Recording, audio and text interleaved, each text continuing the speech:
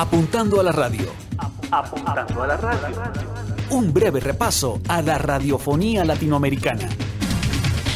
Apuntando a la radio, con Tito Ballesteros y Juan Manuel Aguiló. Bienvenidos. Periodista, profesor universitario, investigador y académico interesado en el tema de los medios de comunicación audiovisual en la era digital. Luis Miguel Pedrero también forma parte del grupo de colaboradores del blog Radios de América y de este programa Apuntando a la Radio. ¿Es el podcast el futuro de la radio? ¿Hacia dónde marcha esta iniciativa? ¿Cómo se hace un verdadero podcast? ¿Cómo lograr su comercialización? Programa 14, Apuntando a la Radio. De antemano, Luis Miguel, gracias. Yo creo que 11 años de un fenómeno como el podcast creo que es un tiempo suficiente para asumir que ya es algo más que una tendencia o que un experimento.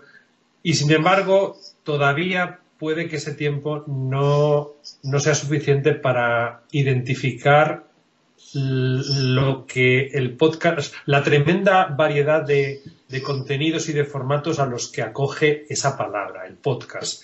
De hecho, hay quien aboga ya por intentar superar ese término y mencionar mejor el nombre de audio shows, ¿no? Porque el podcasting es un fenómeno tan vasto, tan heterogéneo y tan diverso que realmente convendría empezar a intentar sistematizarlo mejor.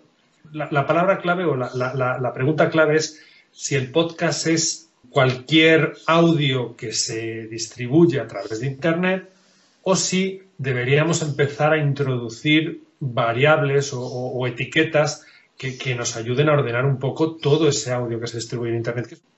¿Es competencia para la radio? Bueno, es que yo creo que el término adecuado es, como ocurre con otras industrias del ocio y el entretenimiento, el término no es radio frente a podcast, sino el podcast como añadido a la radio. Claro, la propia radio debe aprovecharse de esa facilidad que representa la difusión podcasting para los contenidos que emite. Creo que el reto ahora mismo del podcasting es precisamente el de trabajar de manera profesional y de manera, si se puede, incluso coordinada, la identificación de las etiquetas que permitan que el sonido sea rastreado, sea localizado y sea, por tanto, consumido. Ni la radio ni la televisión nacieron a partir de un manual donde dijese qué se tenía que hacer y cómo se tenía que hacer. Es decir, la radio nace como un sistema alternativo al telégrafo y la televisión nace como un sistema para enviar imágenes a distancia.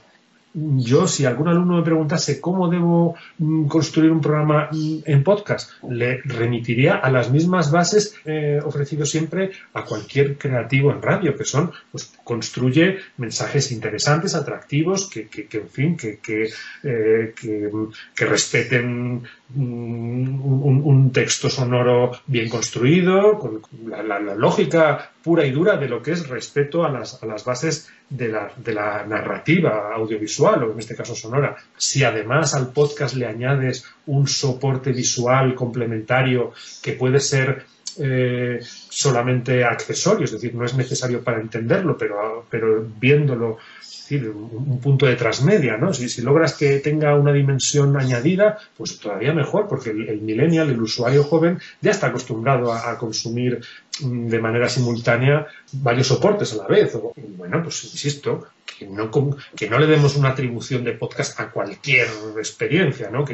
Lo mismo que si vemos un vídeo de una imagen que no nos parece adecuada, no lo podemos considerar algo defendible. Pero a partir de ahí, en absoluto, no considero que sea recomendable imponer patrones. Pero estoy absolutamente de acuerdo en que cualquier pieza sonora debe ser suficientemente presentada como para crear en el oyente una expectativa adecuada de qué es lo que voy a escuchar o qué es lo que me proponen. Y si es posible, con qué con qué finalidad e incluso con qué estructura. Creo que esto es una premisa básica en cualquier relato, en cualquier diálogo.